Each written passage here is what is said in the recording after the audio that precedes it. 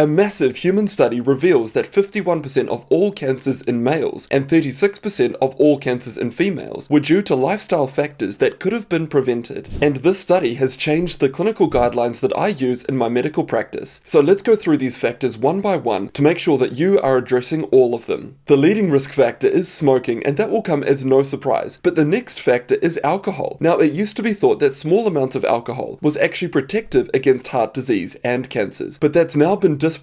4.1% of all new cancers were attributed to alcohol consumption, so zero alcohol is best. Now, this study looked at cancers between 2010 and 2019, and the biggest risk factor change was metabolic disease. So we absolutely need to fix our diet. But when we examine specific dietary choices, for example dairy, the evidence is shaky at best, it's inconsistent. What's far more important is looking at the whole dietary pattern. So for example, the 2020 American Cancer Society guidelines recommends a healthy diet that's defined as having a variety of vegetables, fiber-rich legumes, as well as including fruits, a variety of protein sources, and then we need to reduce sugars and highly processed foods. As an example of looking at the whole diet data, when patients follow the Mediterranean diet, it was associated with a 4 to 12% lower risk of cancer. And I do want to stress this overall point.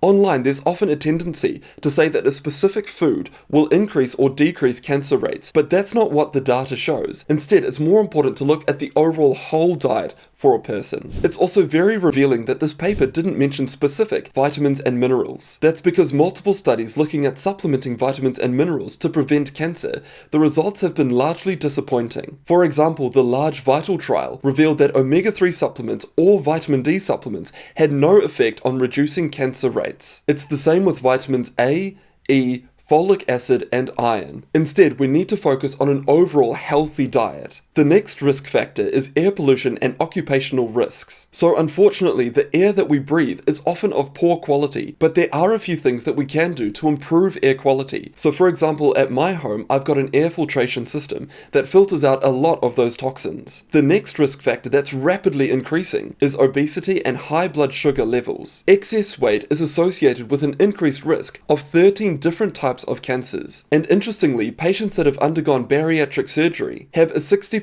reduced rate of cancer deaths over a 7-year follow-up period. And when addressing obesity, diet always comes first, so there's some general pieces of advice that I give to my patients. I want them to significantly increase their protein intake, particularly from sources such as legumes, nuts, chickpeas, seeds, lentils, and lean cuts of meat. And eating whole vegetables is a great way to improve fiber intake, because fiber feeds our gut bacteria. But even after addressing our diet, we know how difficult it is for patients to lose weight and keep that weight off. Luckily though, a game changer has happened in medicine. There's a class of medication called GLP-1 receptor agonists. This class of medication was originally designed for type 2 diabetics, but because of how it works, it results in significant appetite decreases and sugar cravings, so it overall decreases weight. Some of these medications, such as semaglutide or Ozempic, they have been FDA approved for weight loss. And I've been prescribing these medications to my patients, and we are seeing awesome results. The next factor is a lack of exercise, and it's estimated that a sedentary lifestyle is associated with 5% of cancers. So unfortunately, most of us aren't getting enough exercise, so we need to try and make this into a habit where we're going for regular exercise throughout the week. Next on the list is environmental factors and infection. It's estimated that 13% of all new cancers worldwide are due to infections. For example, the human papillomavirus is a leading cause of cervical cancers, and HPV vaccination has significantly reduced cervical cancer rates. And it's a similar story for hepatitis B vaccination. There are two more factors that I do want to mention. The first one is coffee consumption. It seems that coffee intake is associated with lower risks of certain cancers, so it's nice to finally have an addiction that's good for us. But I do limit coffee to no more than 2 cups a day and not past 10 a.m. And the final factor is to protect against the sun and never go into sun tanning beds. Now, all of those factors that we've gone through is how to prevent cancers, but we also want to screen for early cancers because we want to detect them when they're super easy to treat. So we want to go for yearly full skin checks. We want to have appropriate stool tests and colonoscopies. And for females, regular mammograms and cervical smears. But we do not want to have full body MRIs, and I can do a full video on this if you like. A big thank you to DoNotAge.org for their $10,000 donation to my rapid rapamycin study. They are a health research organization,